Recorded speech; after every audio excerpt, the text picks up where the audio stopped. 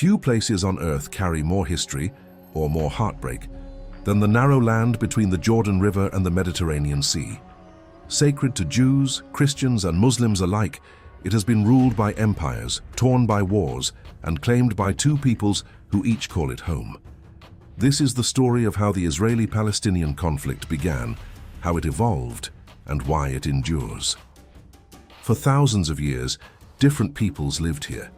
Canaanites, Israelites, Romans, Arabs, Crusaders, Ottomans, each left traces of culture and belief. By the early 1900s, the land known as Palestine formed part of the Ottoman Empire. Its population was mostly Arabic-speaking Muslims and Christians, alongside long-established Jewish communities in Jerusalem, Hebron, Saft, and Tiberias. Life revolved around village farming and trade. Politics were distant, decided in Istanbul. But winds of nationalism were spreading. In Europe, Jewish thinkers facing anti-Semitism began promoting Zionism, the idea of creating a Jewish homeland in historic Israel. In the Arab world, early nationalist movements called for independence from imperial powers. Two dreams were taking shape, both tied to the same land. World War I changed everything. The Ottoman Empire collapsed, and Britain took control of Palestine under a League of Nations mandate. In 1917, the Balfour Declaration expressed British support for a national home for the Jewish people, while also pledging not to harm the rights of the region's non-Jewish inhabitants. The promise was vague and soon deeply contested. During the 1920s and 1930s, Jewish immigration increased, driven by persecution in Europe. New agricultural settlements and cities like Tel Aviv grew rapidly. Many Palestinian Arabs feared displacement and loss of land. Strikes, protests, and violence erupted.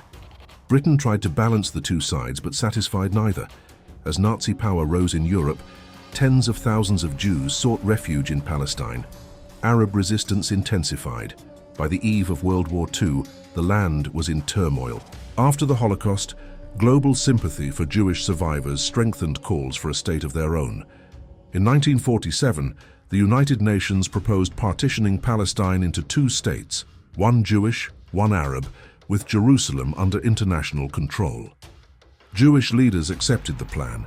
Arab leaders rejected it, seeing it as unjust. Jews were about one-third of the population, but were assigned over half the land. When Britain withdrew in 1948, fighting erupted between Jewish and Arab militias. On May 14, 1948, David Ben-Gurion declared the independence of the State of Israel. The next day, neighboring Arab armies invaded. By 1949, Israel had survived and expanded beyond the UN borders. Over 700,000 Palestinians fled or were expelled from their homes, an event they remember as the Nakba, the catastrophe. Hundreds of villages were emptied or destroyed. For Israelis, independence meant survival and renewal. For Palestinians, it meant exile and loss. After the war, armistice lines, the Green Line, divided the land. Israel controlled about three-quarters of the former mandate. Jordan annexed the West Bank and East Jerusalem. Egypt administered Gaza. In Israel, a new society of immigrants took shape. Holocaust survivors from Europe, Jews from Arab lands, and later from around the world. In the West Bank and Gaza, Palestinian refugees lived in crowded camps, waiting for a right to return that never came. The Arab-Israeli conflict widened regionally. Wars of rhetoric, border clashes, and competing ideologies of pan-Arabism and Zionism. Tensions exploded again in June 1967. After months of military buildup, Israel launched preemptive strikes against Egypt, Syria, and Jordan. In just 6 days, Israel captured East Jerusalem, the West Bank, Gaza, the Sinai Peninsula, and the Golan Heights. For Israelis, it was an astonishing victory, and the moment they regained Judaism's holiest sites, including the Western Wall. For Palestinians, it marked the start of military occupation. More refugees fled, and life under Israeli control began to reshape every aspect of society.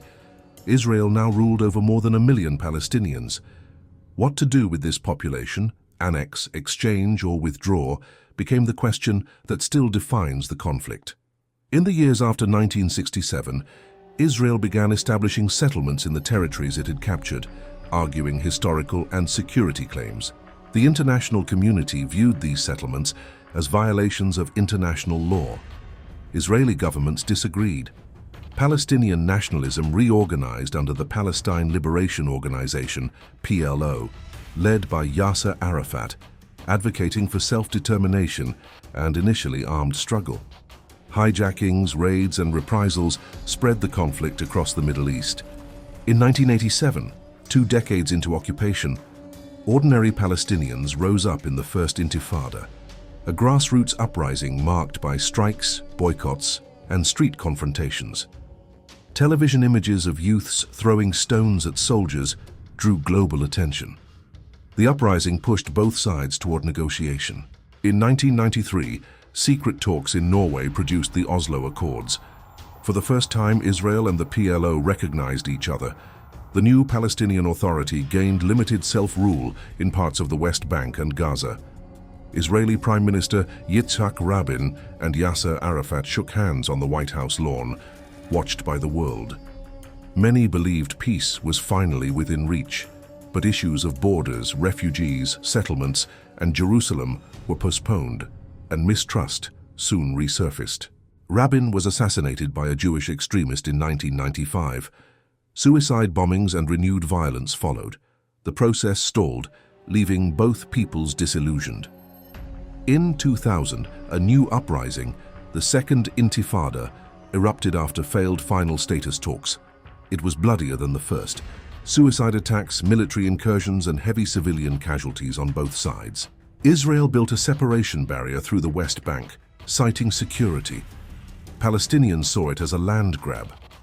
In 2005, Israel withdrew settlers and soldiers from Gaza, but soon after, the Islamist movement Hamas won elections and took control there. Israel and Egypt imposed blockades. Periodic wars devastated Gaza's population. On October 7, 2023, the conflict entered a particularly intense phase. Militants from Gaza, led by Hamas, conducted a coordinated assault into southern Israel. They killed around 200 people, primarily civilians, and took hundreds hostage. Israel responded with a large-scale military campaign in Gaza. Aerial bombardments, ground operations, blockade measures, and large-scale displacement of civilians. The Gaza health authorities reported tens of thousands of deaths, many women and children. As the death toll rose and humanitarian conditions worsened, the war drew attention far beyond the region.